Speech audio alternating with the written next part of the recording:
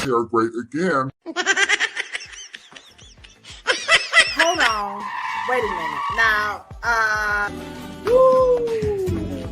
We're coming. Get our check. Chery Morrow, the one, the only, the hair oracle. Well, I think it was Red Dot, and then we also had a cosmetology school instructor in the chat, Miss Denise West, Michelle Allen, Miss Foster. Dang, I missed your name. It's always nice to see Miss Foster in the chat. Michelle Allen, you know how much we love you too. What? About a whole lot of peace. Cheryl, you order that in a bag of chips. You do your hair.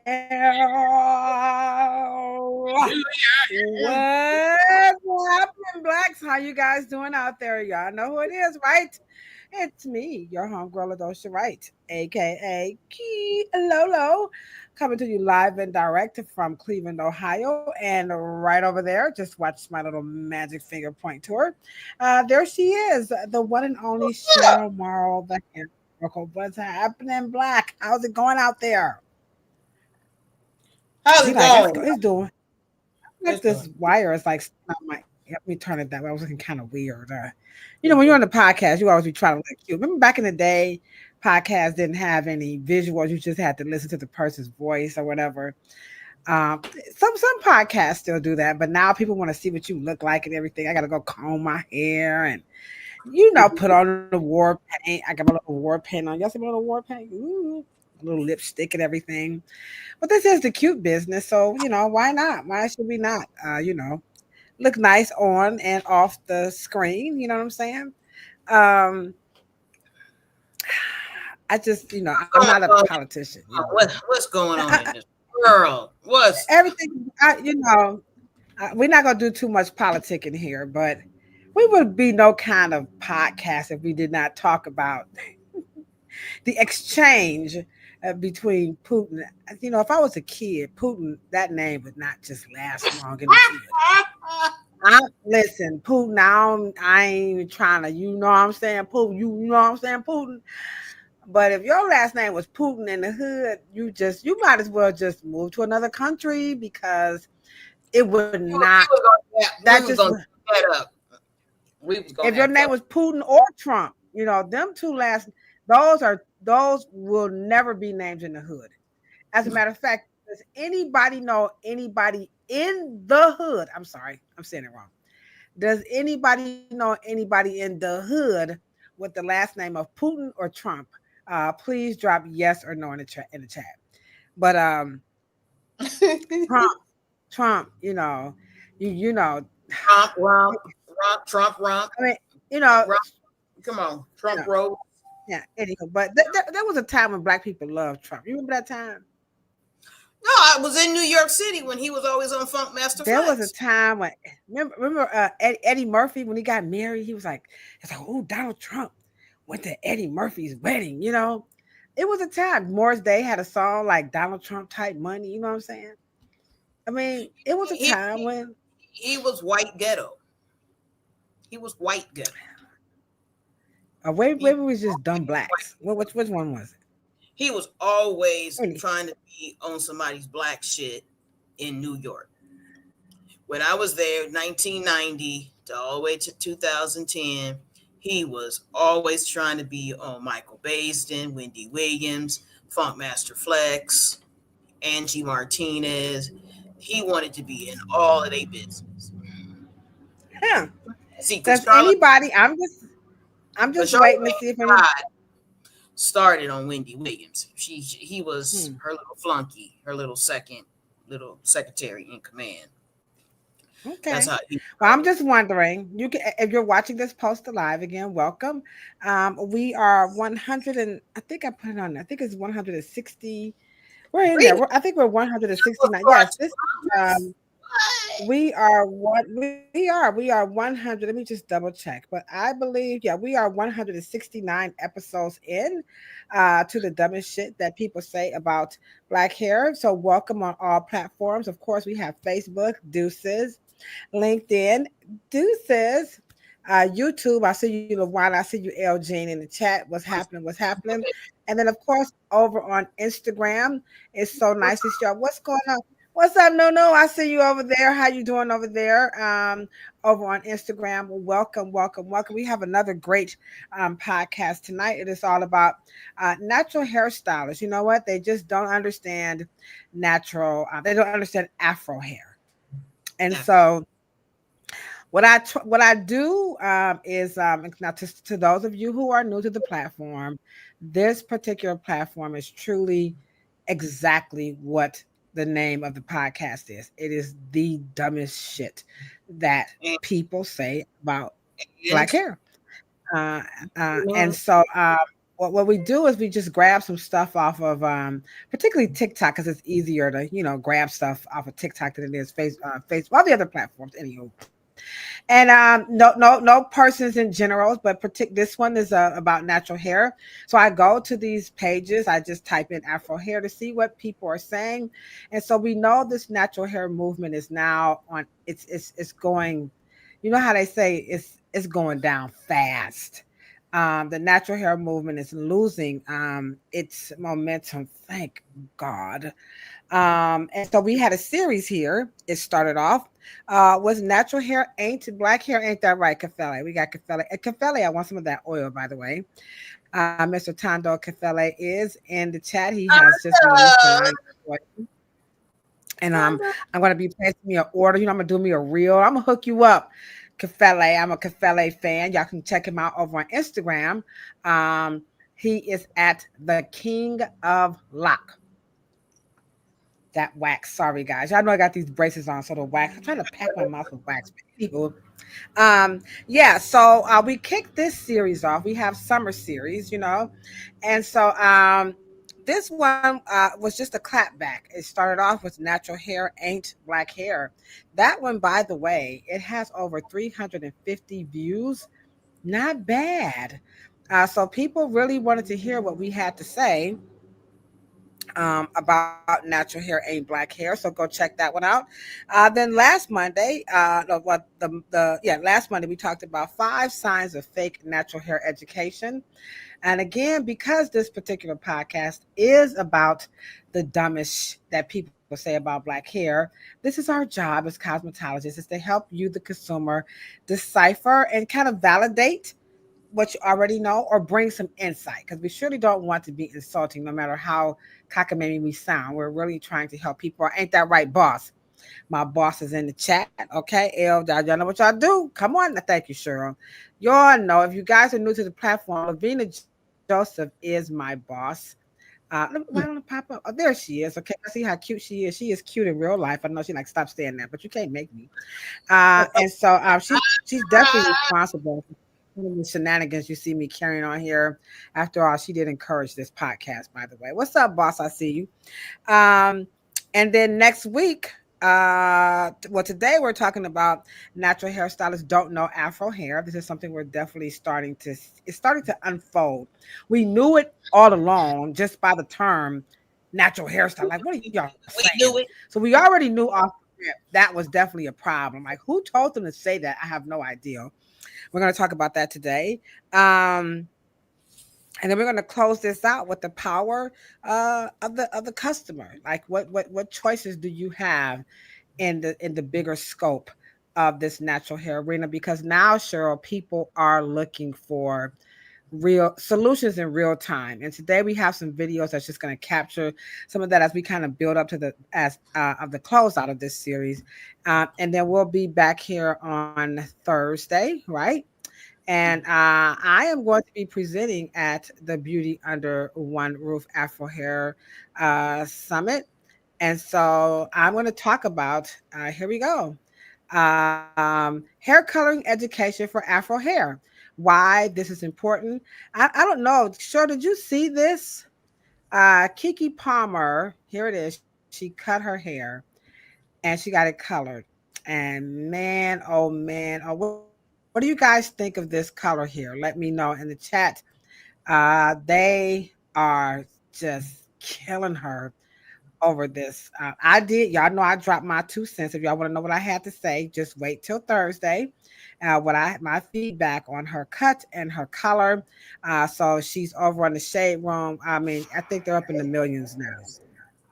So come on and check me out on Thursday. We're going to talk about why Afro hair education is really, really important. So that's going to be happening Oh man, at the you got to give me your 2 cents. Come on, privately. Come on now, you can't let me. underway. Yes, so we're going to talk about that again.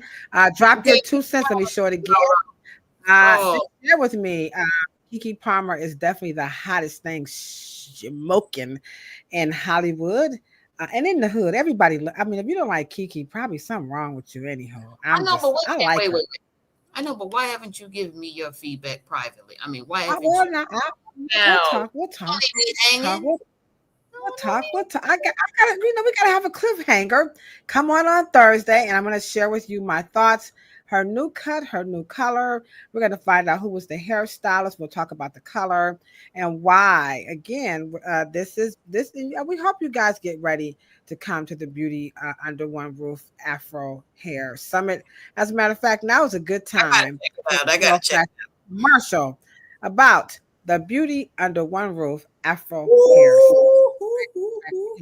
Professionals, trichologists, innovators, and icons. The Afro hair education you've all been waiting for happens this September at the Beauty Under One Roof Afro Hair Summit 2025 in Houston, Texas at the Hilton North near Bush Airport. 2 dynamic days of Afro hair education featuring the world-renowned cosmetic trichologist Chery Morrow and certified master colorist Ladosha Wright. This summit includes a marketplace, Afro hair fashion show, panel discussion, day party, and concludes with a featured documentary film by Michael Sterling, American Curl, The Rise and Fall of the Curl. You can receive free shuttle and breakfast using the Beauty Under One Roof code. Visit us at beautyounderoneroof.com to get your tickets now. Hashtag Beauty Under One Roof. Deuces.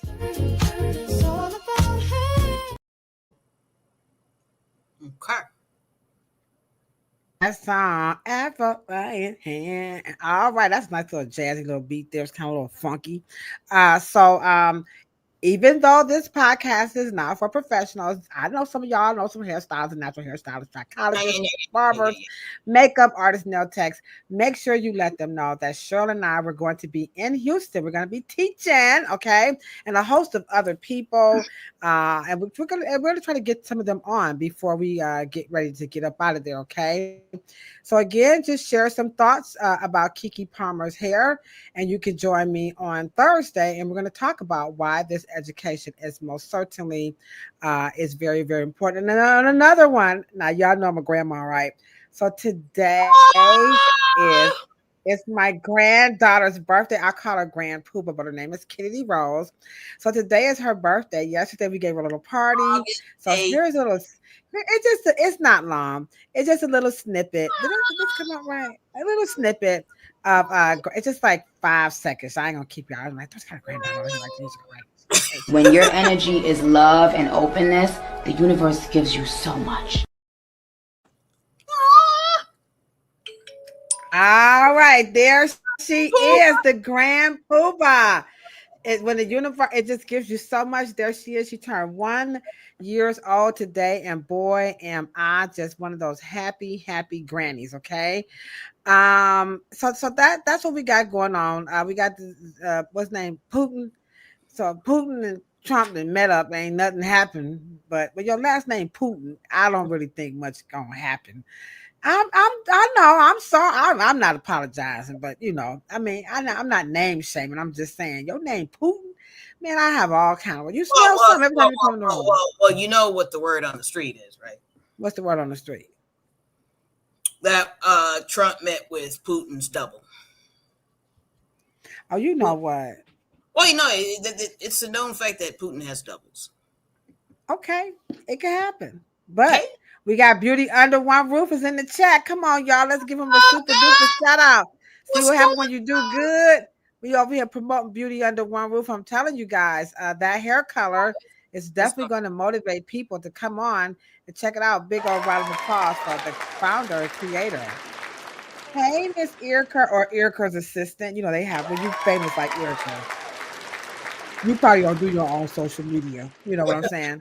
So whoever's watching it, thank you guys so That may much be for stopping Erica. in. And That again, is the founder yeah, of we're Beauty. 100. You missed the picture. It was just 5 seconds. Let me put it back up. It was a little. It was a little. What you call those things? A sizzle or a reel. But if you insist that I show another picture of the Grand Poobah, I'll just play it one more. It's just 5 seconds. Here we go. When your energy is love and openness, the universe gives you so much. She was And so I mean, happy. I'm sorry. She was referring to Keke Palmer's picture. Oh, okay. Let me put that back up. That's how you know you're vain. It's about my granddaughter. Here's the Keke Palmer's picture again. Join me on Thursday, and we're going to talk about her hair color and her haircut. You can go over to the Shade Room to hear what people are saying. I mean, it's on Threads. It's everywhere. I saw it on. I usually go on Google to see like what the news is for today. And so Putin and Kiki's color and her cut came up. So everybody has an opinion about Miss Palmer's haircut and hair color. And I want you guys to weigh in on it. What do you think about it? I'll be in on Thursday.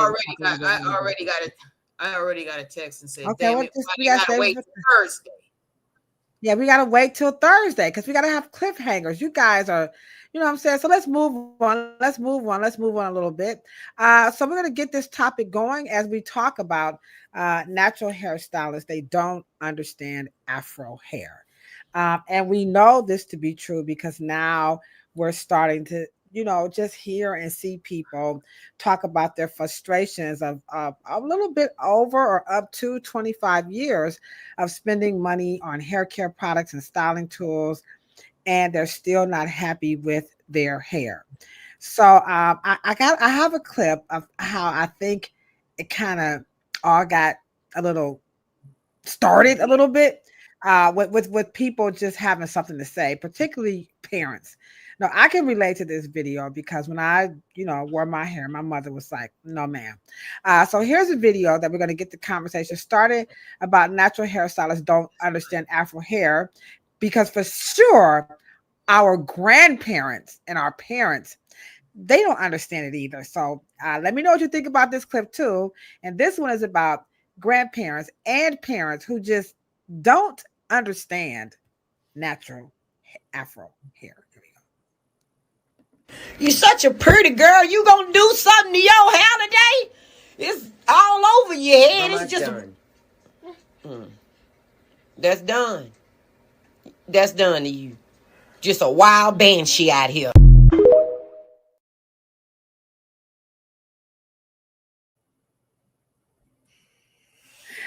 I can relate. When I wore my hair, my mother was like, no, ma'am, you look like a wild banshee out here. And I'm just going to cut through it and we're going to get the topic going again. Natural hairstylists don't understand Afro hair.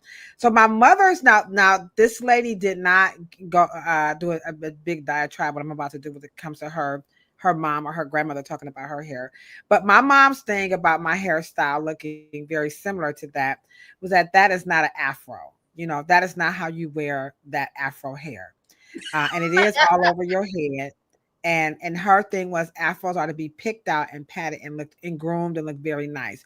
You do not put curlers, as she would call them. We call them rollers, but mom and them. You don't put curls in your hair and bad tune not to take it down and just let your hair stick up all over your head because you look like a wild banshee. Now, if you can relate to that, please put a laughing emoji in the chat. You can put me too in the chat. So Cheryl, let's get it started with our confusion about Afro hair in comparison to natural hair. So we got to get the difference and all that good stuff. So you guys listen up, and we're going to hop into this topic of natural hairstylists don't understand Afro hair. Okay. First, natural hair is a misnomer. It is a cultural, social misnomer, which means that when you say it, you don't mean what the actual definition is. So when Black people say it, it's not the denotation of what natural would be or hair would be. Putting the words together, it is a misnomer. Afro curly hair is a scientific word. It is a genetic word. It's a biological word, which means a certain hair that falls in the spectrum of what we call texture. So that is where we're getting it crossed up, because natural hair is like Kleenex, but it's not tissue. It's like, repeat that again. Natural hair is like. Natural hair is a misnomer, which means it's just a brand name. It's taken to a chronological time period or a cultural aesthetic. It's not scientific. You can't find it anywhere because, of course, because only Black people say it. Right. So, for example, if there was a corpse that was, found, and they said, "Oh, this person was missing," and they said, "Give us some characteristics," and the coroner comes out and say, "We have a body that was found, and it was 5'4", 200 pounds, brown skin." Right. They would not say if she had natural. Yeah, they wouldn't say she had 4C. The forensic would not say, "Oh, she had 4C," and she had 4C hair. Right. They would not say that. Oh, all of that would be colloquial, cultural insider talk. That would not be anything that any other race of person would identify as real. It wouldn't belong scientific. It wouldn't belong in any intellectual circles. That is, natural hair is Black people's codified language to be non-chemically treated. It has nothing to do, it's a social phenomenon that is trying to be protesting. It's a protesting term, actually. It belongs in activism. And so that when we begin to try to create some separation from secular people, novice or laymen, unfortunately, the language of natural hair care is at the same level of people who are novices, people who are laymen, people who are not. That language does not have a separate professionalism for forensics, as you described. A forensic pathologist would not use that language. A doctor would not use that language. No professional person would use that because it belongs to a social strata of social consciousness and awareness that has something to do with Black people separating themselves from the industrial establishment. Does that make sense? Right. That makes a lot of sense, because when we come back next week, our goal is to help you, the consumer, out, because now you're in these spaces and we're literally seeing a battle of the consumer against the technician, where social media is being used to expose and reveal, but now we've got to somehow, as India Ari would say, come back to the middle. So we need to help the consumer out, because of course we don't want to see people without an income, because now people have built their entire careers around this misnomer, natural hair. And now consumers are like, well, forget y'all, you know what I'm saying? So we got to find a way to help, the consumer out and the technician as well, which is why attending beauty under one roof is really important.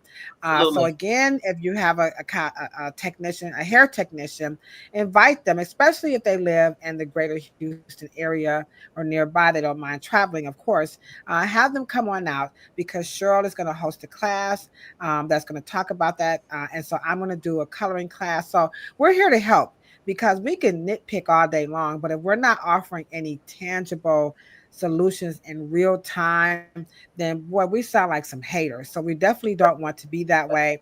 But we have to admit, there is something strange about this natural hair movement that they just don't understand Afro hair. And when we look at these clips, these are actually natural hair influencers. Some of them are stylists who are making these videos themselves. So I try to pick so you can get have an insight into what they are living and how they are interpreting. So this is one clip here. Now this really takes you into don't understand. So this particular natural hairstylist influencer is showing, like, y'all talk about how beautiful our hair is, but it's something about combing it and just working and living with it that people don't understand. And this is where I feel the natural hair movement is trying to show some compassion to those people who opted to not have any chemicals, whether it was called natural hair movement or not, because some people are like, I don't care what it's called. I'm not using chemicals. And of course, you do not have to. This is no plea to use chemicals. So here is where we're going to get into the real thick of don't understand natural hair from a person who has it and they actually work with it. And again, it's the misnomered natural hair. Here we go.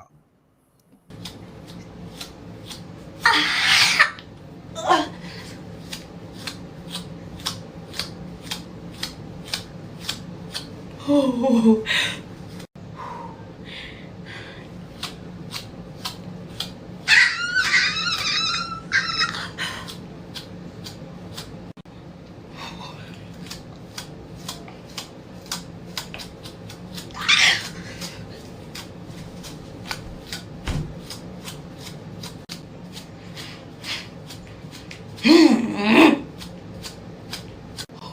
One side down, one more to go. Wee. Wee. Ooh. Fuck this.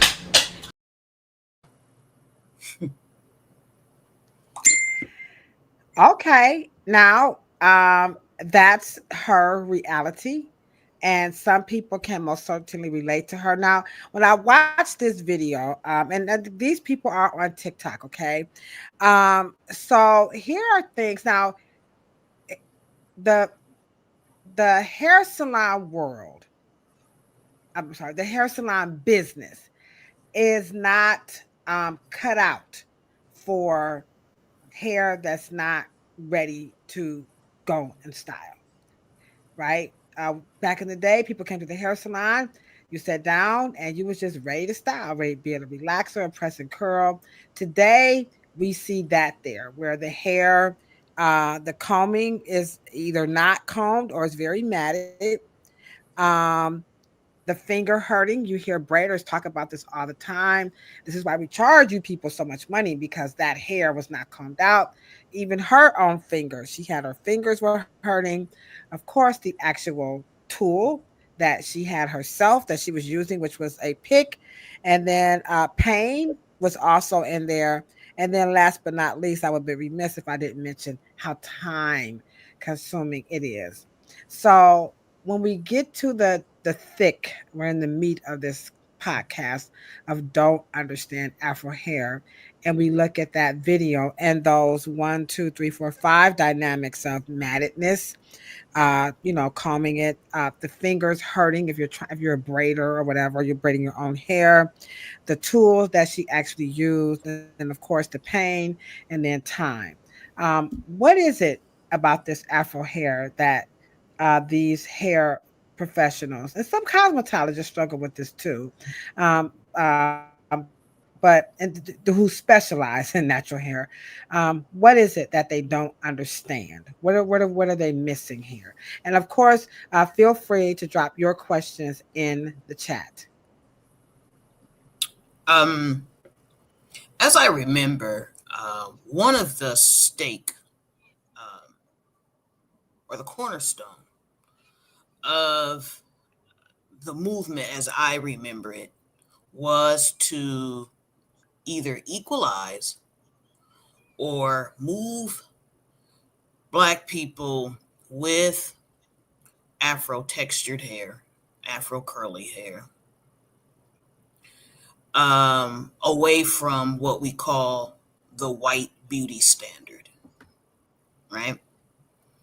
And of course, that's a whole another subject, of course, in itself, because when you are trying to get to know you, you can't focus on what's the opposite of you, trying to find the definition of you.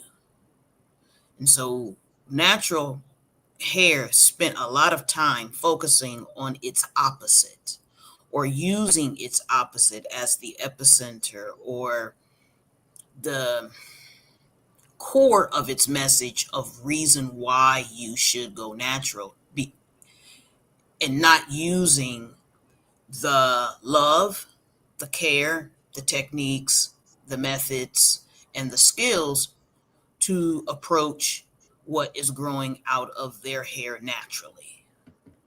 They spend a lot of time Afro, or to be Afro, or to be Black, or to be natural is always in what we call defiance. You're defying it. It's almost like it. The education didn't come probably until the last couple of years, wouldn't you say? I mean, they haven't focused on what we call trying to obtain or use education as the epicenter of why you should go natural, or why you should be treated or non-chemical treated. They haven't spent a lot of years. Yeah, we kind of talked about that a little bit last week when we said, on Thursday that, one of the challenges with that movement Right. is that the conciseness, it's so many opinions. Because when you go to the doctor, there are certain, the triage is the same. Like they weigh you, when they get your information, they weigh you, get your blood pressure. They want to, they use the same kind of thing to check your throat. They all use the, stethoscope. So there's something, they universal precautions. There are things that you expect that that's gonna happen. And in the salon, there are certain things you're gonna expect to happen when you go in. You know what that protocol is. Right. I'm surprised that 25 years later they all haven't got together, or one person hasn't just took the charge to say these are the quote unquote universal steps to understand and care for Afro hair, which is going to be our goal for sure, here on this platform, and at the Beauty Under One Roof, because it's focused around Afro hair. Somebody has got to get out there and let the professionals know, so that the consumer can know what these steps are, because you and I, we were brought up with a clear understanding of Afro hair, but today we don't see that. In that video, and Kay Washington is saying that, and I'm seeing this a lot more. I didn't even think of it until I read your comment. There was a bunch of those out there, and it reads that there are a caveat of videos of women hating on their natural hair, and so here's where we are. And let me say, when someone did step out, there was not, now just think of the irony of Andre Walker being a professional. And when he created the curl spectrum as a product chooser, not as a scientific tool. And even him, now you have to remember, once again, natural hair, and I want you guys to all listen to those who are natural hair providers, natural hair enthusiasts, natural hair activists, and natural hair wearers. a cosmetologist defined your scientific perspective. Yet, remember, Andre Walker is a cosmetologist. He is straight up from the salon world and is a person who does chemical treatments, or did. Maybe he's retired. But you got your curl spectrum and the way you guys view hair out of your mouth every second of the day. 1A, 2B, 3, 4C. That came from a cosmetologist. Wow, I had never even put that together. And you dropped the bomb on that. Hold on, I hear what you're saying. Our virtual co-host Sandra is like, girl, you better drop. We can always count on Cheryl to bring the fire, but we don't have the fire, so we're gonna drop the bomb because even I had that. So here you go, Cheryl. You just got to drop the bomb on that because it's coming. It's coming. Hold on 1 second. There it is. There it is. Bomb drop. Bomb drop. And so, and once you understand that fact, is that, but he didn't even get to be able to pull it back and tell you guys, hold up, wait a minute, don't take that out of context and don't conflate it with science. I am selling you proper product usage, and I want you to use that scale and that graph and that particular philosophy to apply the product. And once again, of course, the natural hair care world ignored him because he said it many times, and we have said it. So cosmetology has been trying to navigate and help you guys navigate this thing to prevent where we are 25 years later. And I actually have a video of Andre's take on that. Let me see if this is let's see what we got here. Is my hair really type 4C? What you talking about, Willis? This is the Andre Walker hair typing system. Who is he? This guy. Why do we know him? Because he was Oprah's hairstylist for years on her show, and he won Emmys for his work. Does something seem missing? Yeah, it caught a lot of heat because there's no 3C or 4C represented. When was type 3C and 4C introduced? It seems that Naturally Curly heard the outcry and created a modified chart that included the missing hair types. Now we have 3C and 4C naturals represented. Ain't nobody got time for that.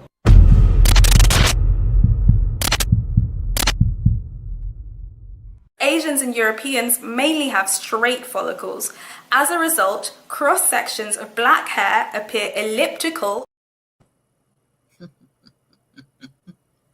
There we go. So there we have it. We can see it would be, this is what Cheryl is saying, the naturally curly. That's another community of hair experts, so-called hair experts and professionals who are openly admitting to exactly what Cheryl said, which is they took what he put together and they went rogue, and he never got a chance to say exactly what Cheryl said. So there you have the receipts to what Cheryl is saying, that this was definitely deliberately taken out of context.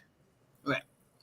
You know, and let's just also say that it was never to be scientifically based. Once again, the forensic pathology perspective that you brought up, it cannot be used because the forensic pathology, and I did forensics for, I would say, a year, maybe in 7 months when in New York, to help pathologists identify toxicology in patients whose appearance begin to change. And because hair is highly affected by absorbing toxins from the liver, not from external, from the liver. Okay. And so I enjoyed it, but I moved on. But I will say that those charts and the anchor and the cornerstone of what natural hair has become 25 years later, their lack of understanding, which brings us to this point, is still, I probably say, is just as infantile as when it started in 1999-2000 season. And it's unfortunate because, of course, you have little girls in that last video you showed. We're here. We are back at not being able to comb it. And I didn't want to believe And you. so when we question, I didn't want to believe you. I swear I didn't want to believe you. yeah, it still remains. So what you're saying so far is that the not understanding of Afro hair, for any hair professional who doesn't understand it, so far you're saying it lies in the language, the vocabulary. We're not using the proper language and the vocabulary, and we're totally throwing out, that there is a science, so that's number two. They're not And then saying the thing. They're making up a word to describe the action of their activism. But they're not describing the thing, the actual object. There is subjective. So where natural hair is subjective, but they're talking about an object, which the two words are not matching. And because they're not cosmetologists, and because they don't have what we call the industrial cosmetological terminology, the glossary, the terminology that actually describes the object, the natural hair is subjective, and it's about the category of their activism and their belief system and their value system, but they don't match. They have one has nothing to do with the other, if that makes sense. wow, it makes a lot of sense. And whoever posted the sad face emoji, I feel you. As a licensed professional, I struggle with not, being condescending to another professional.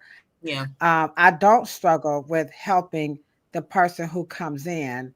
Our salon, like we talked about last week, like salon deserts, because we are a solution-oriented salon, we are overwhelmed. We actually have a problem. We have too many customers, and we don't have enough technicians. And sure, you can testify to that.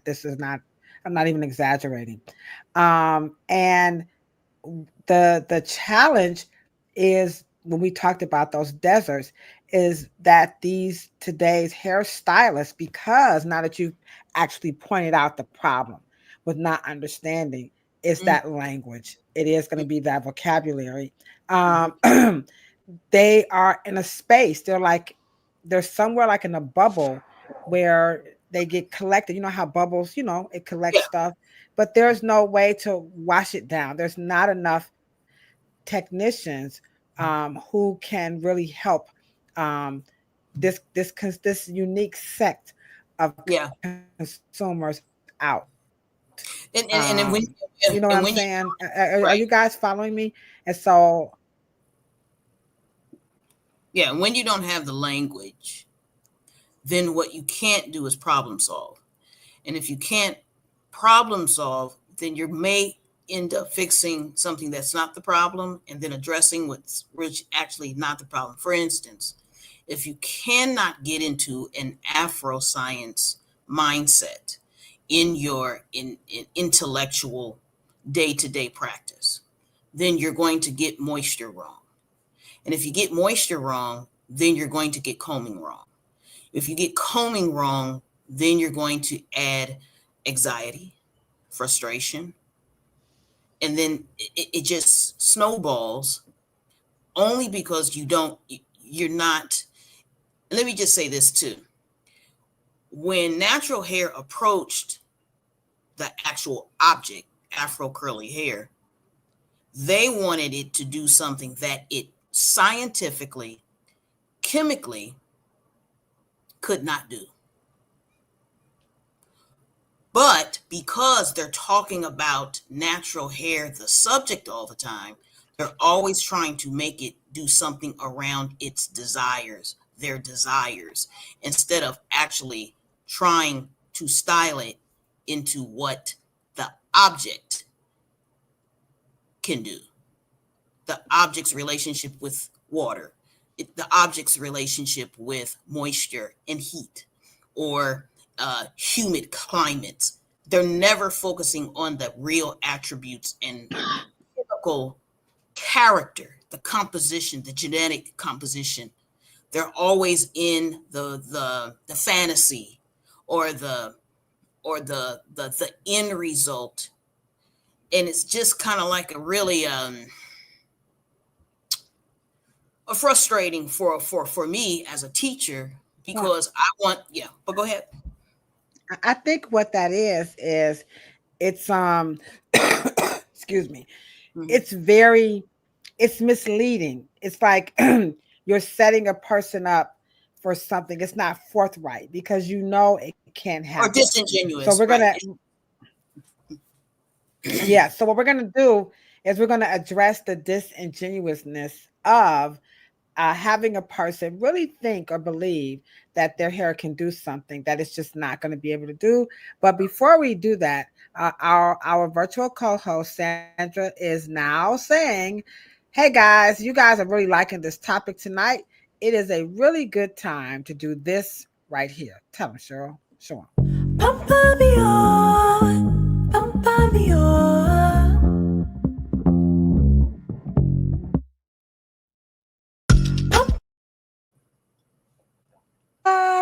All right, we are working our way through the conversation of natural hairstylists who really don't understand Afro hair, and people who are watching the dumbest shit that people say about it are starting to really get a clearer picture of why you, the consumer, is even just as confused as your technician. Starting off with, Cheryl just pointed out, it's the codified language.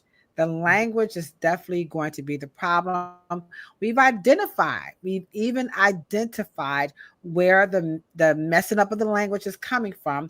It's the self-appointed, the self-ascribed, the not enough educated individuals, and in some instances, licensed individuals or enthusiasts such as your naturalcurly.com people who took a hairstylist who gave you guys your language concept of selling the products to help shop, and they just took it and went rogue with it, and now we have a whole big ball of mess.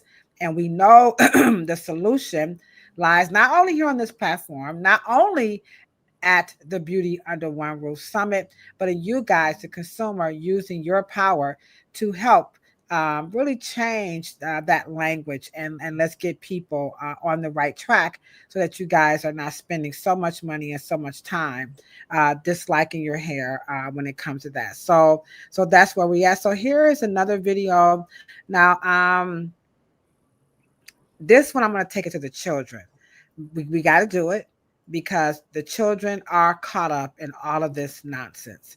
So here is it's about 10 seconds, and then I recorded it, right? And then I have the actual comments, Cheryl, that was made about the little boy's hair. So I'm going to show the video, then I'm going to go up to the actual comments that the person made about his hair. Here we go.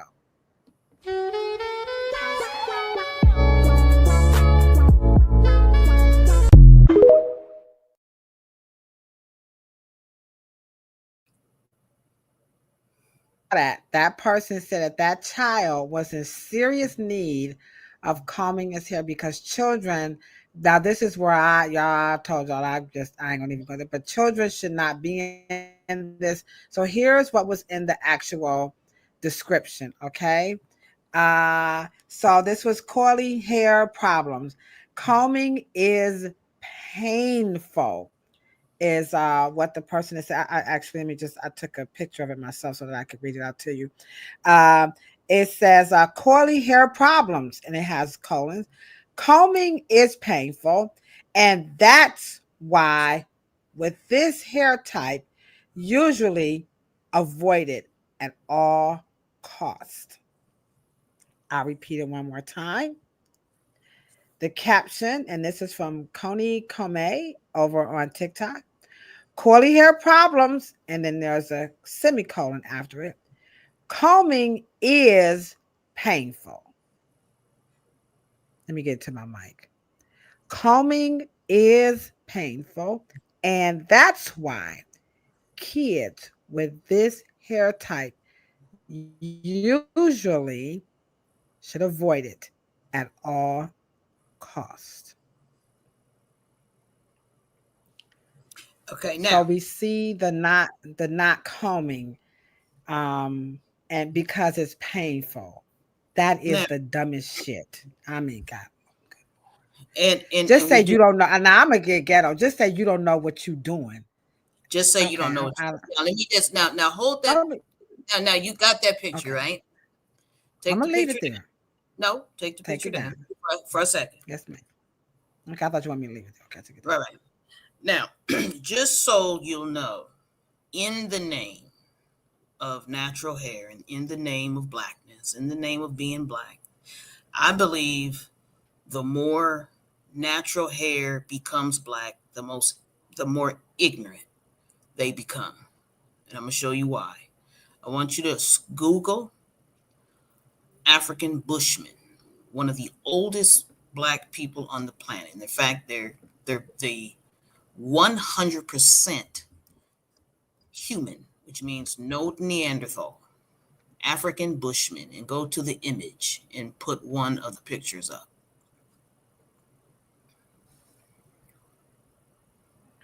Okay, here I go. I just got it up. Let me just scroll it down so you guys can see. Just go right here. Okay, here is your African Bushman. Hold on.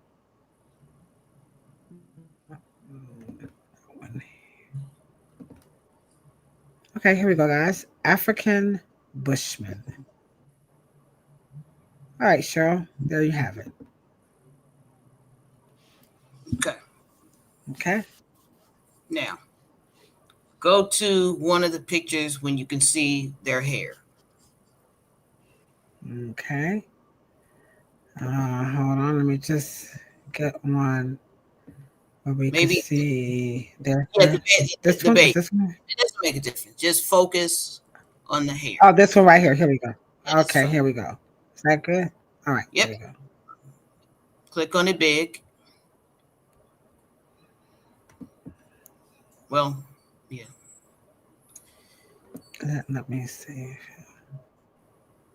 Oh, there. Oh.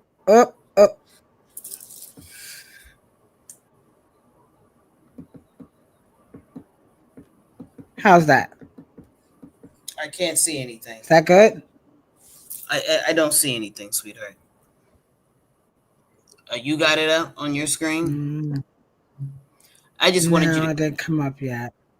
Okay. Okay, I did, but that's another website. It wasn't an actual image. But anywho, go ahead. Okay. Now. You make it bigger? I can make it bigger. I just want you to make it bigger. Yeah, I don't want you to go to the website. Okay. All right. Hold on, guys. There it is. It's bigger. Okay, and you guys can... Right. It hasn't done anything. But anyway, let me make the point. When that is not a texture, okay? That boy that's Black American, and I'm assuming he's in America, right? I'm assuming the first picture you showed me, he is a Black young man in America. Yet his hair is coiling like the African bush people, the world's most ancient people. Okay. Now, how can that be that you have maybe 30,000 years apart, totally in a different geographical area? Now, that just means that that particular dominant prototype, that phenotypic hair trait, has lasted thousands of years. However, if you go back to the boy, the boy's hair, because that hair. All right, let me do that. Okay. Now, the young boy's hair grows like that.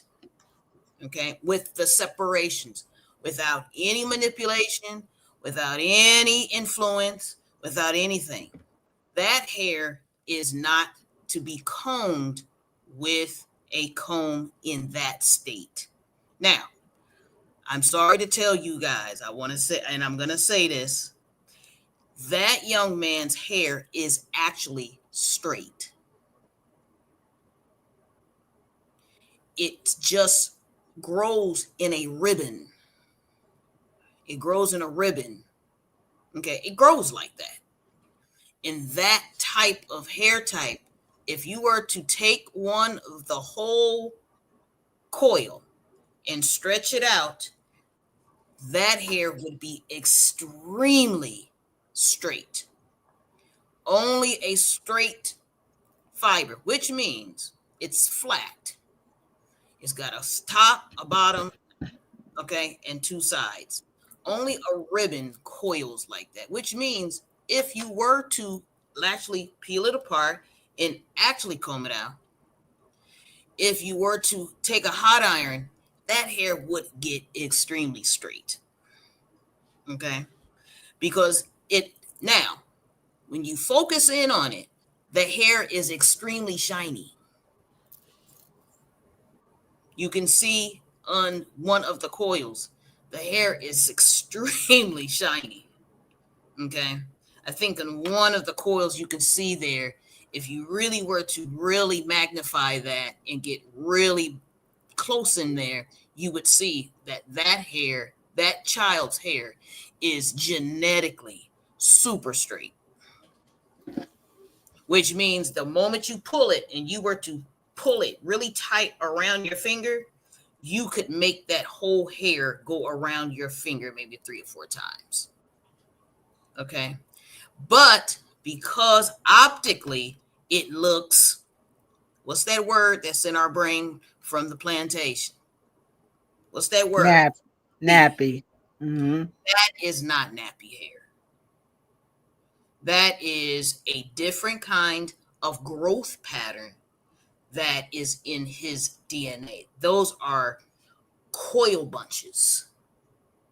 And it has parted in a geographical, what we call geomancy, which is fascinating. But his hair is very fascinating.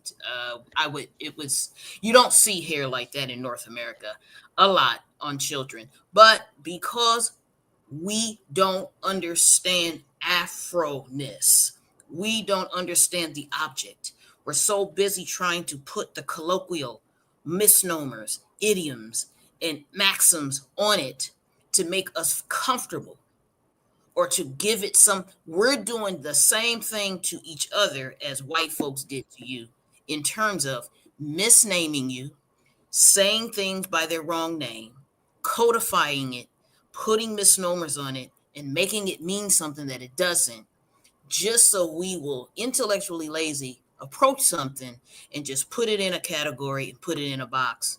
And unfortunately, that young man has an extreme specialness to his scalp strata that is producing that kind of pattern. Mm-hmm. And it's amazing. I mean, actually, you made my day. I actually want that photograph, actually. Because the mother and whoever's the guardian of this I think the focus around it is the misinformation, or no, in this instance it's disinformation. It's to say that combing this is painful. First of all, there is a way to comb it, and that ain't it. And that this hair should never be combed.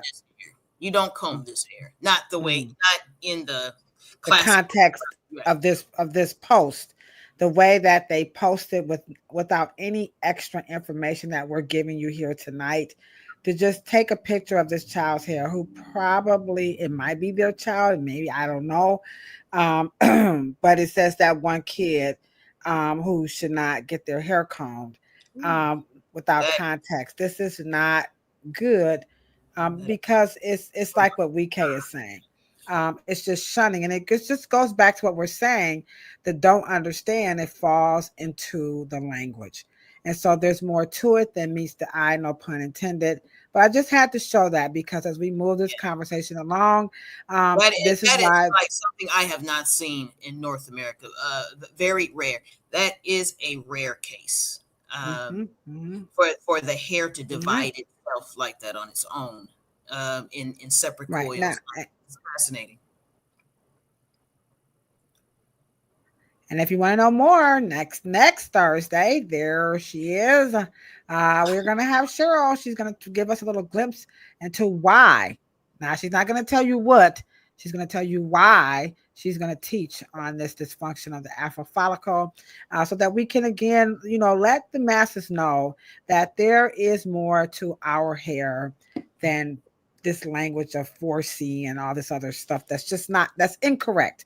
So spread the word like Thunderbird out here that there's two hairstylists who truly care. Now this video, we got just two more that we're gonna get ready to wind this baby down. So this one is again the black hair, white hair. Now my granddaughter is the black white. Okay, so here we go: black hair, white hair. I have black hair texture and I'm going to be taking out my black hairstyle. After I take out my black hairstyle, I'm going to have a textured afro. Oh, wait, isn't afro a root word for African? And African equals black, right?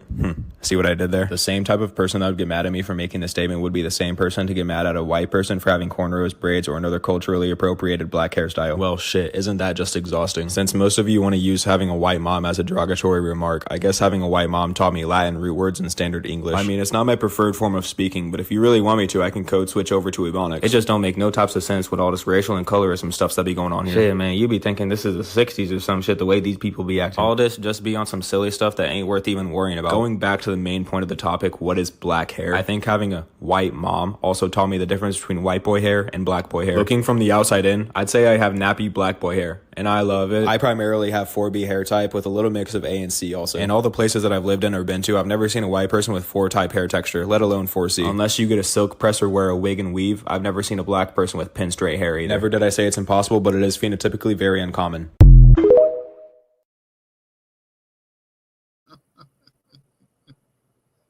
Very popular on TikTok, very popular. Again, it keeps going back to the language. The language. Help us. We got one more, and I know this is very taxing, but we have to let you guys know. Don't forget to hit the thumbs up button. Please show some love on the topic of natural hairstylists. Don't understand Afro hair. Now we know the culprit is the language, but what is it about the language? Particularly when you listen to some of the stuff that he was saying, that basically biracial kids are supposed to, he was kind of implying that there's a certain way biracial kids' hair is supposed to look, but he doesn't have the stereotypical biracial hair look or aesthetics, if you will. And then he has a white mom, and then he went over to the language, the Ebonics, all this kind of stuff where, people are trying to, just validate and understand. I don't want to pick on him because I don't know him and that would be mean. But I think the myth that all Black people have this hair type is just, I think that's the problem. That there is a belief that when you are Black, you have a phenotype that just makes you Black, especially in America. And that's the language that we just need to clear up. And I know it's so hard because it's been pushed.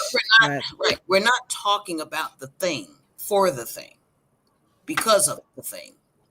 We, as Black people, are trying to get to a place where we can speak and talk that makes us comfortable, feel like we belong, feel like we are connected.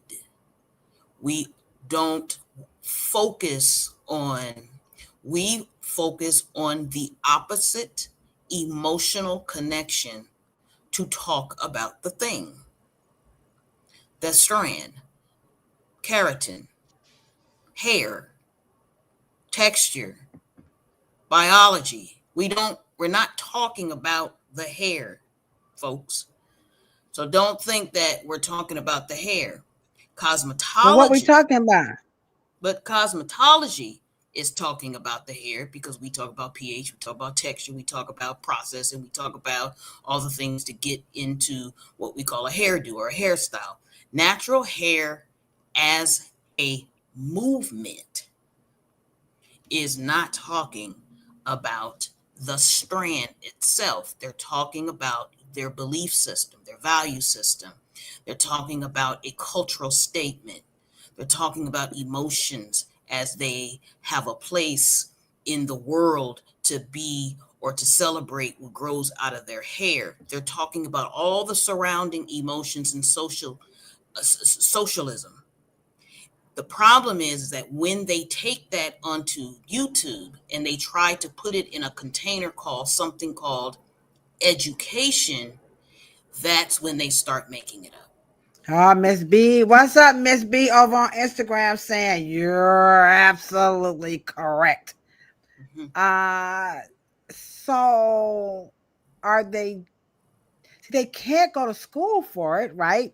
Because they don't teach it in school. So you have natural people who own natural hair schools, or they teach natural hair classes. I mean, I don't want to say it, but I got to say it. I'm so sorry. I don't mean to offend, but they're kind of pushing the incorrect language narrative as well, because people are they are just staunch on the 4C, the language of the natural hair movement. I think when you try to change this language, I think it's just going to cause a bigger divide. What do you think, Miss B? What do you guys think in the chat?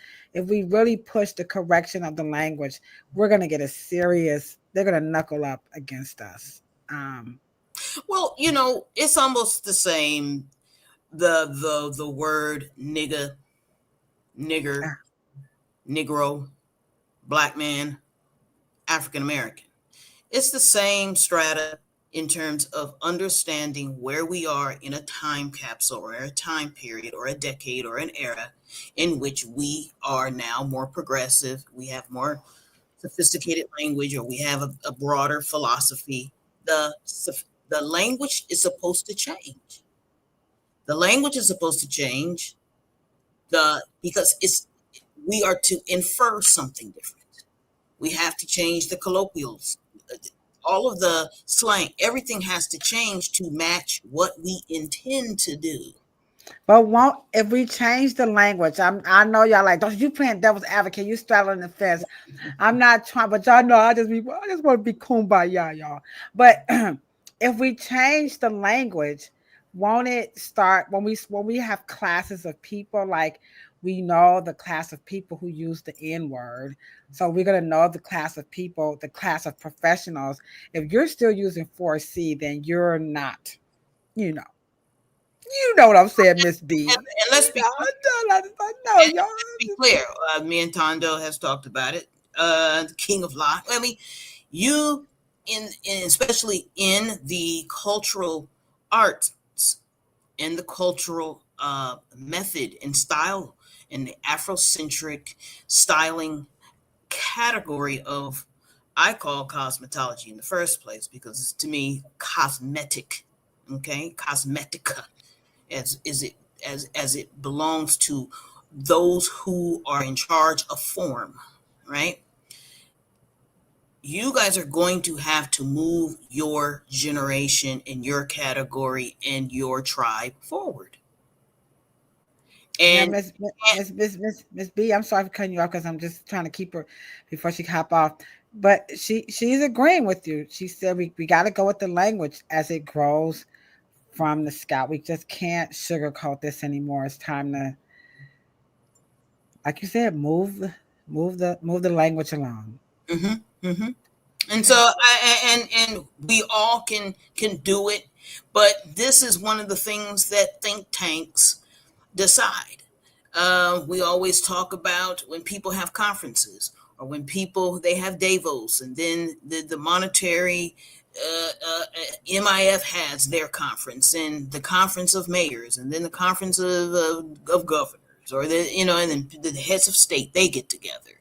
Everybody gets together, and Brookings get together, and every think tank gets together. But we have to probably get together instead of just having hair shows.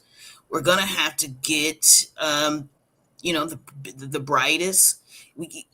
Y'all just can't be celebrity stylists for nothing. Y'all got to get with people who are in this business and in this industry for other reasons, who does other things. We're going to have to come together and think tank and be able to be a part and move the language forward so it can match where we need to go in the 21st century. We just can't let novices and laymen define it, screw it up, muck it up, and then blame the customer because they don't have the linguistic and the lexicon to come into the shop and the salon and barbershop and be able to articulate what the hell they want and need and should need. They're not going to do Can we like pause that, right? And we just clip it. What do you guys think? And we just use it at every initial salon visit, because that is exactly what we are experiencing in these professional spaces. And I don't want to just say hair salons, because I know there are some natural hairstylists who don't subscribe to typing hair. There are some natural hairstylists who don't subscribe to any of the other stuff. They're just not with it. But I think you said that so perfectly clear. Kay Washington says, perhaps we should use the Circle Hair System by PF. I am not familiar with that. Can you spell out PF? And are you familiar, Cheryl, with the Circle Hair System? Well, I will be honest with you, and I'm just gonna say this: I am the best in the world at what I do. I don't want to adopt a system until I understand what it is that we need to understand, and it is the language of the intention and the being able to. Why are we systematically needing it in the first damn place? Now, what do you mean by systematically needed? Like, well, she just said. Thank you, Kay. Right, it's just like a hair system. Pamela, her name is Pamela Farrell. So Pamela Farrell has a Circle Hair System.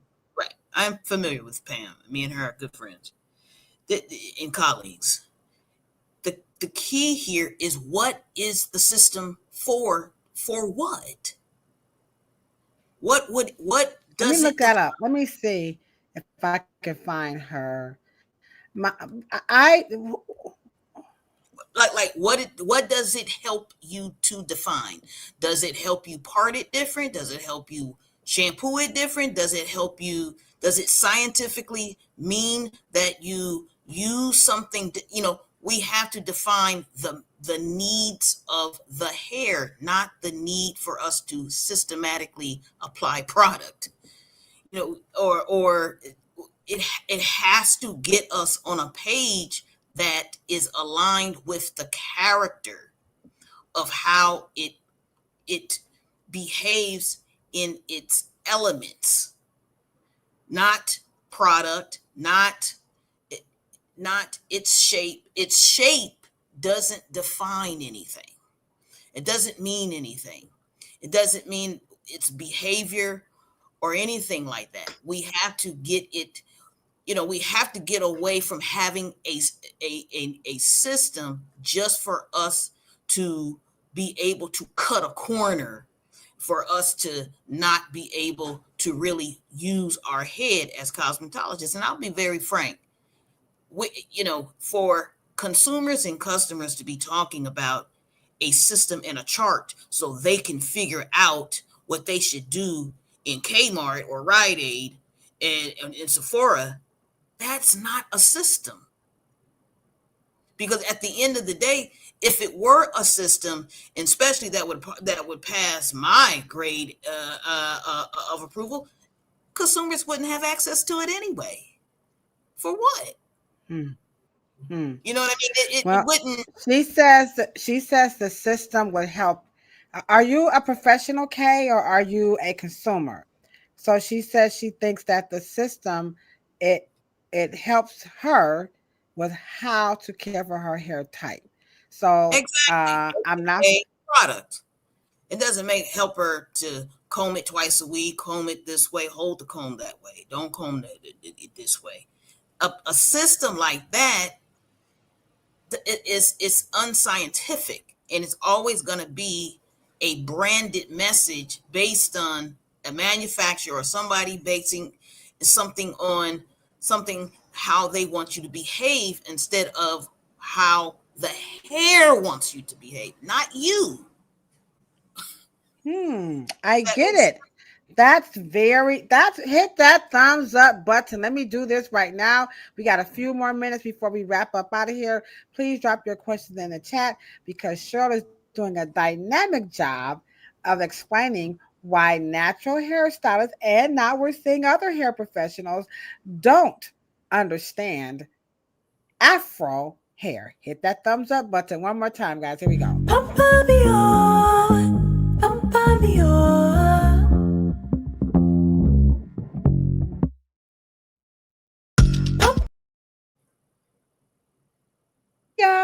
So it appears that one of the biggest problems with all of these systems is that it's tied to your behavior with your hair versus what the fabric requires.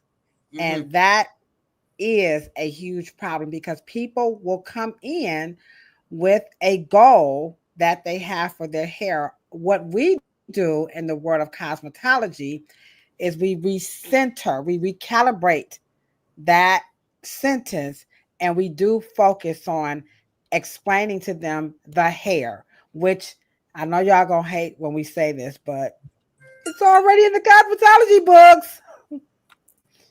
Now, we're not saying that the cosmetology books don't need some new stuff, but it is there, guys. We don't need to reinvent the wheel, okay? And that is a good way. That is a perfect way to reshift that conversation, because when you think about the lowest scale and all the other systems, they are centered around products. Given Cheryl just told you at the beginning of the podcast that Andre Walker, the licensed cosmetologist who invented the hair scale system or hair mapping, whatever y'all want to call it, it was deliberately to help them in their purchasing power. But he had given the consultation. He wasn't just letting people walk in. You had to be his customer. So that's the catch. Now they're making these systems to sell you products, which we don't allow anybody to come in the hair salon to buy any product without a consultation, because we know you might be buying the wrong stuff. And that is very powerful. I know y'all like, oh yes, we do. Because you buy the wrong stuff, you're all messed up. Right products, right tools, right techniques. Those are my 3 principles. So I think you're very much onto something, Cheryl, with systems that promotes you to buy products instead of systems that helps you understand what the fabric requires. Yeah, because what I'm afraid, she says she's a consumer. Yeah, because one of the things that I'm afraid that consumers and laymen's and novice or shoppers, what your guys are going to do is you guys are going to image target, right? And you guys have what that means. They're going to use images, their shapes or iconography or symbols. You guys are going to be triggered by what you see, just like the young man in his hair. Whoever saw that, who did that post, is what we call image triggered. Okay. And you guys have seen negative images of curls. Curl registers a negative in the brain of Black people. Just like you can train a canine to be triggered by a dark-skinned person. You can train it. And I don't trust the average consumer unless we retrain the trigger and the language. I don't trust systems and charts or systems to be able they're designed to trigger a certain behavior in the viewer, because they're not based on what the hair that you have. Okay, because the problem is the shape. People, please listen to me. The shape does not dictate your altering thoughts about what you think it needs in a bottle. The bottle does not have a brain, and it doesn't know at the time when you squeeze it in your hand that your ass has a certain shape. There is no ingredients that can counter and identify and trigger a certain behavior in the cream according to what shape your ass got on your head. It don't work. Yeah, I've always thought that. It doesn't work. Yeah, I've always thought I've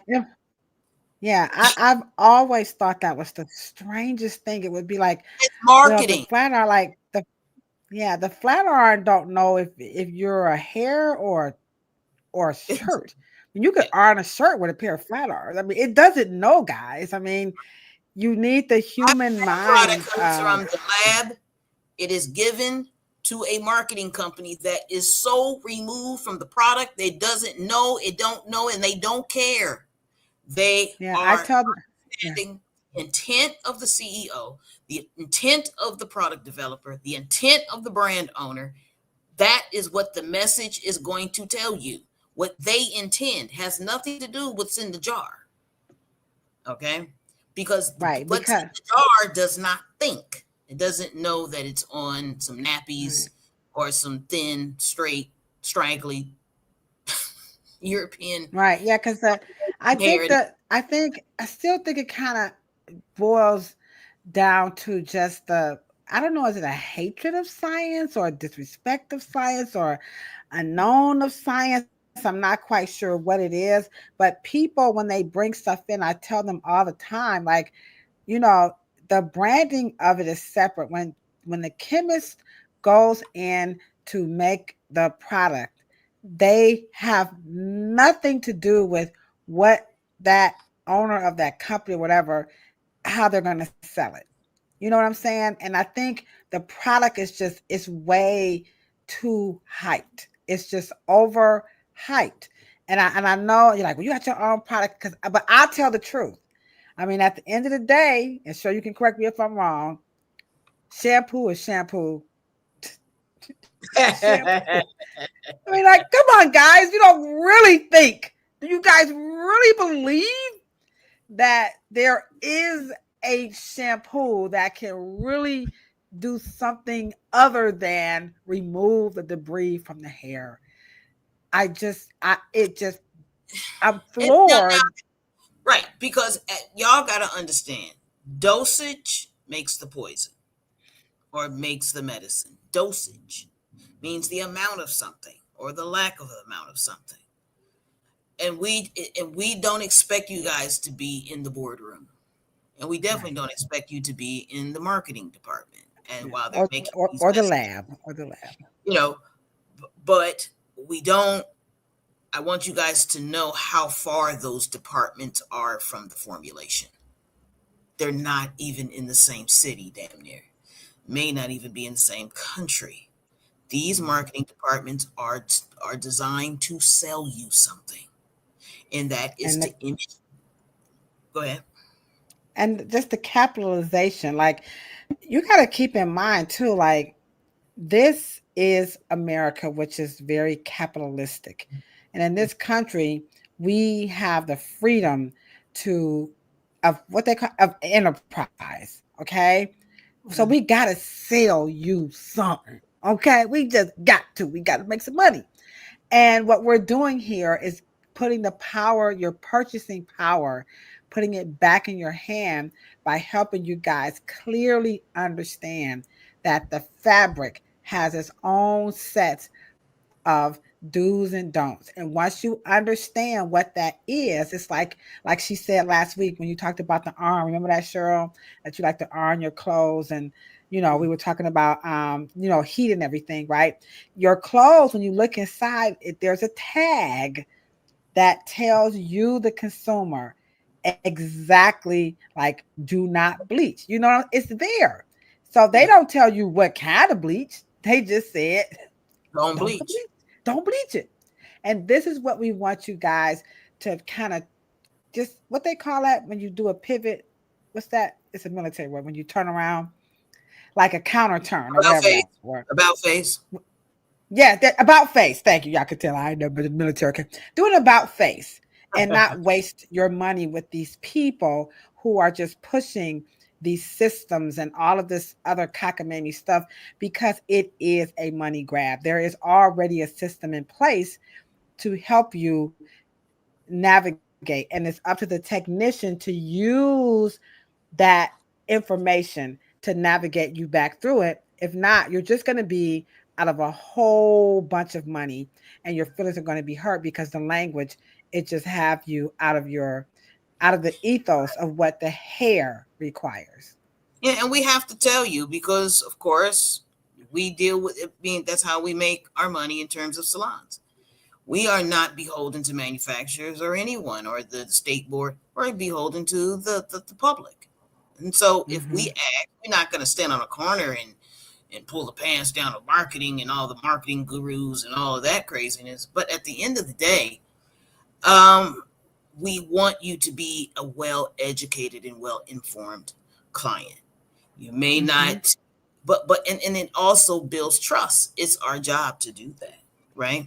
Right. And to Trisha's point in continuing your statement, show with building that trust, she says it is expected that educational textbooks are updated on a regular basis.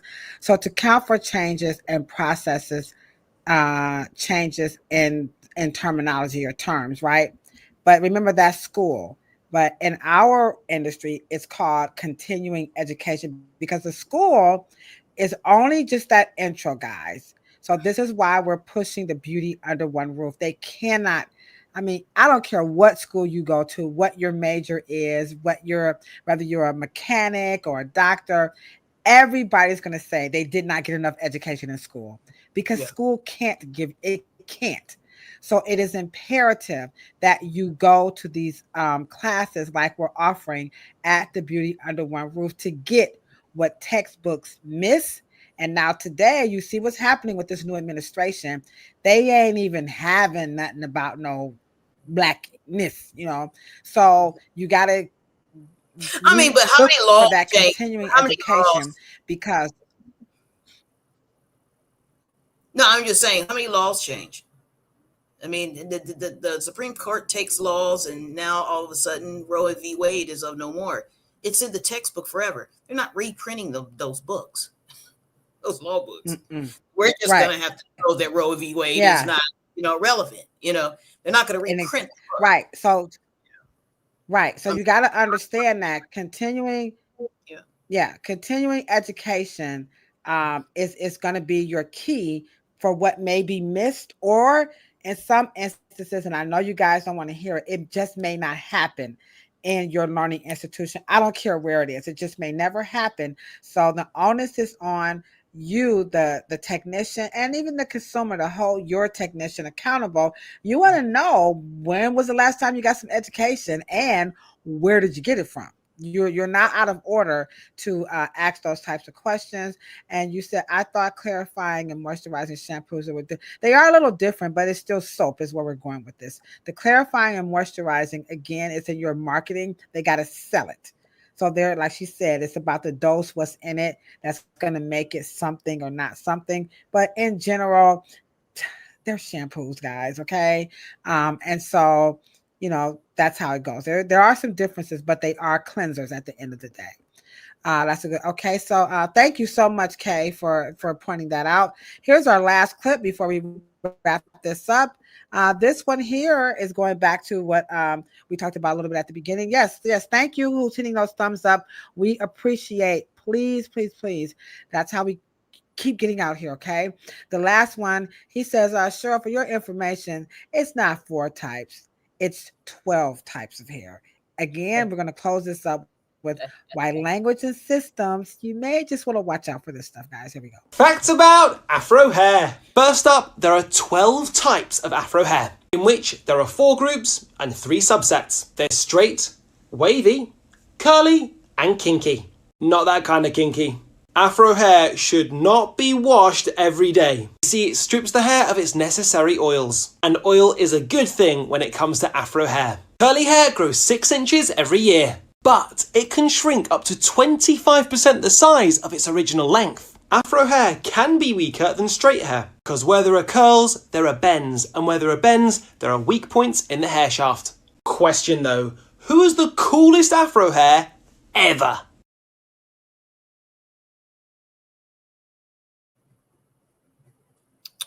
He just made that up. I thought he was gonna say, "This is Robin Leach.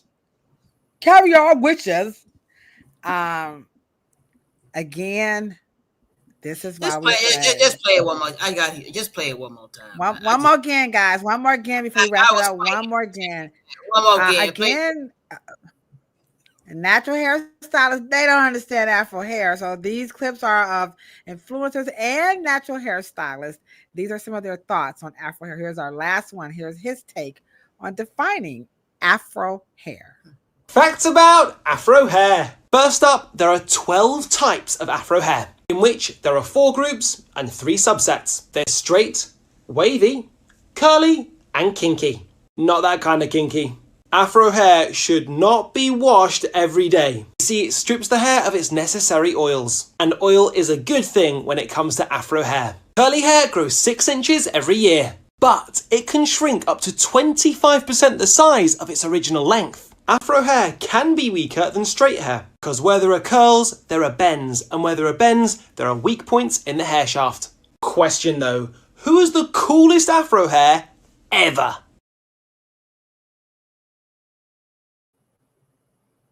It's the bands and the weak shaft for me. But like, what y'all talking about? He said, "Who is the coolest Afro hair ever?" Mm-hmm. He didn't who mean has that. It? Oh, okay, he meant that. Yeah, who has it? But it's surprising that he included straight hair in Afro hair. And he switched from Afro and went over to curly at the end of the day. Yeah. That's what happens when you make shit up. That's what makes you should not. You cannot. He just didn't have anything to do that day.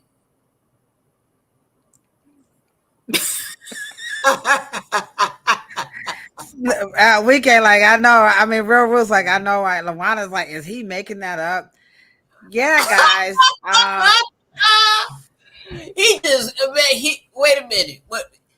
Let me ask you guys a question. Do you guys really think Black people's hair shrink? Please, just be honest. I just be honest. Okay. In the chat, we got 3 more minutes, sure, then this is over with. 3 more minutes. 3 more minutes.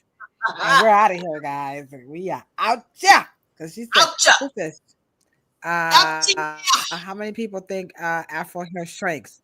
Come on, guys. Don't leave us yet. We're still here. Don't leave us. Okay, we got 1 yes. Okay, Really? Let's see what they're saying over on IG. It returns to its natural state. Okay, nothing over here. Okay. All right. Weekend, it returns to its natural state. Okay. Well. Okay. But yes, Lawana, he is definitely making that shit up. Okay, let me just say this. I'll never make it up.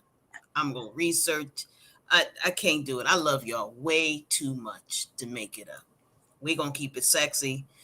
And when we deal with that the dysfunction of the Afro follicle after the Ladosha, dude, them dosha tones, we're going to be precise, scientific, and we're going to be sound. We're going to make sure that you have the best information possible. That's our job. That's what we're going to do. So they do believe that it shrinks.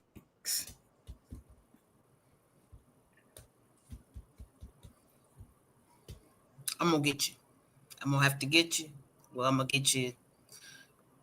I'm gonna get you next week. I'll get you next week. Okay, fine. So next week, when we kick off the topic, the power of the consumer, because you guys, we want you guys to walk away from this summer. So we got one more summer because it's shrinking, it's moving, it's coming right along. We have to get into fall, but we've had some powerful series this summer.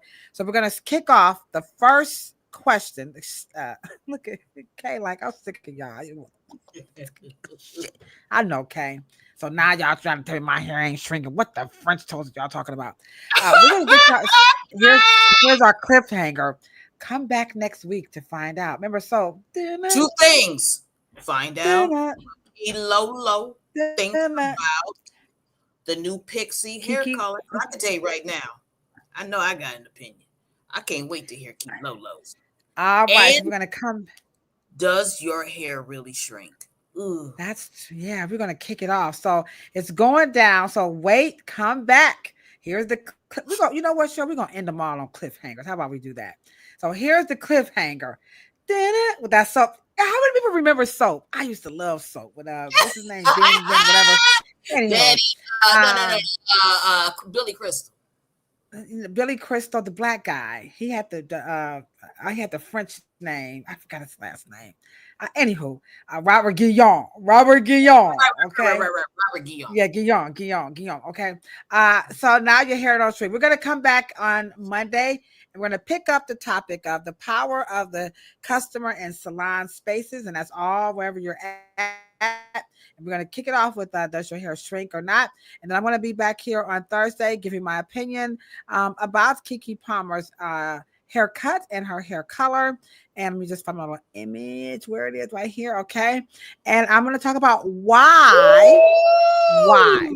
Okay. Join us for hair coloring education. We're for Afro hair. Yes. Why is this so very important?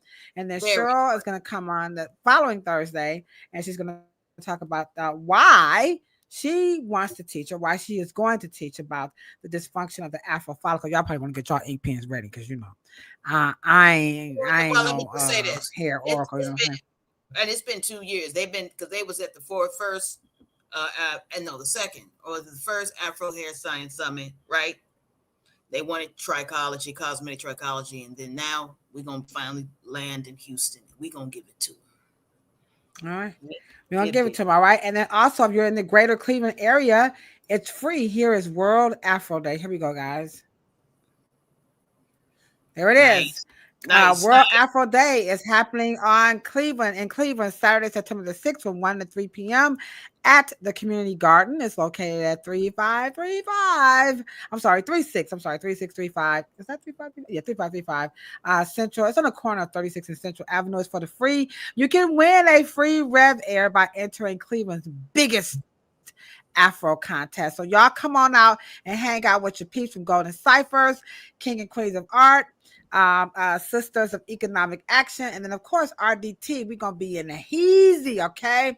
All right, guys. We love you. Thank you so very much for joining in. So come back with us next week. It's going down, all right? Everybody have a wonderful, wonderful, wonderful night. And you know what we say when we're signing out, right? We're always talking about a whole lot of peace, right, Cheryl?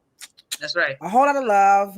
And for sure, a whole lot of hair, but check it out. If you ain't got it, don't want it, can't stand it, you got bald patches. Hell, after this podcast, I'm cutting this off. You know, we say, don't worry about it, because all of that, and I do mean all of it, is beautiful too, and so are you.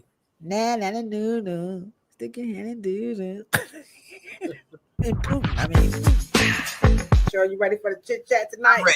I'm ready.